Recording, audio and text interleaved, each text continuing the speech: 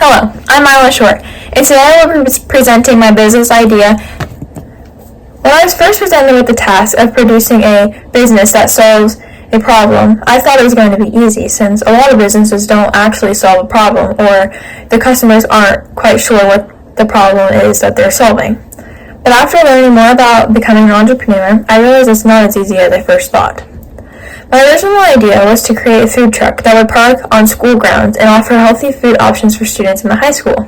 This would also allow classes such as the culinary agriculture to get first-hand experience of working for a business. I would also like the agriculture classes to be able to use their freshly farm-grown foods in the food truck to really make sure that this is healthy and good for high school students to be putting in their bodies. The solution would solve the lack of healthy foods given out in high school cafeterias. So many students have complained about the lack of healthy and tasty food given out at lunches. This food truck would give some variety to students on what they could purchase for meals. After gathering information and interviewing potential stakeholders about starting a food truck to benefit schools, it was first brought to my attention that the food sold at high schools is run by the state. My idea would have to get approved by the state level and could set back my food truck business idea. After hearing that, I decided to scratch the idea of putting it for high schools, but keep the idea of keeping healthy foods and open the food truck up for the community, not just students. This would not only help financially, but it would also bring some healthy food options to the people in the area. I would think this food truck would do really well right outside the University of Tampa, because most food trucks bring in young customers, and right outside of a college would really help me financially. While gathering my knowledge, I interviewed 3 potential stakeholders. The people I interviewed were a high school student, a high school teacher, and a parent of a high schooler. I asked them 3 basic questions just to get their input on my solution. They all agreed that this is a great and creative way to offer healthy food options for students and even the community. Some concerns they had were mainly about the pricing and making sure that it's good for the community. Because if the food truck was in a low-income community, the pricing couldn't be too high because the customers wouldn't be able to actually purchase the food. But if the food truck was in a high-income community, you still need to make sure the prices are achievable, but they also help you financially.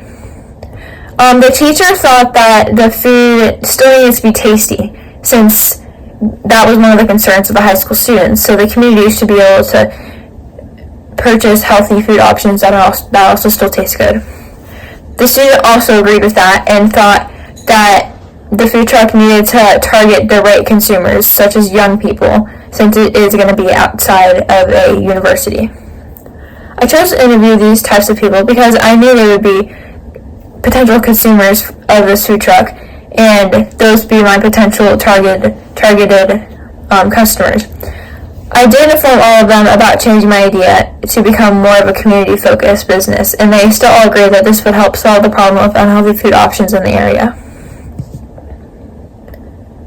The most useful lessons I have learned in this class so far are to take action, to gain knowledge, and take up opportunities that are given to you. These lessons have caused me to think more like an entrepreneur. I understand how to do research and interview people. I understand that nothing is going to get done unless you act. I also understand that if you see an opportunity, you must take it and get into the correct mindset. Because if you're in the wrong mindset, you think an opportunity is just a problem that cannot be fixed. But if you get into the entrepreneurial mindset, you understand and you see a problem that could potentially be an opportunity in benefiting your business. There are many steps that can be taken to help you find a problem solution fit. One action is bootstrapping. This is when an entrepreneur starts with little to no money. This is a useful technique because it allows you to think about hidden opportunities and potentially create a better business.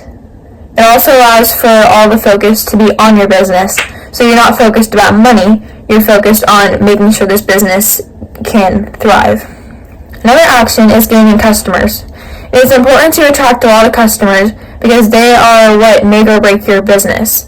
This will help you out financially and physically because they can spread the word about your business. So if my food truck is parked outside of a college, I still want to make sure that the young community can spread the word and also like my business because they will make or break it and they determine my ultimate success. Lack of money you can overcome, but finding customers is key. Research is another big action.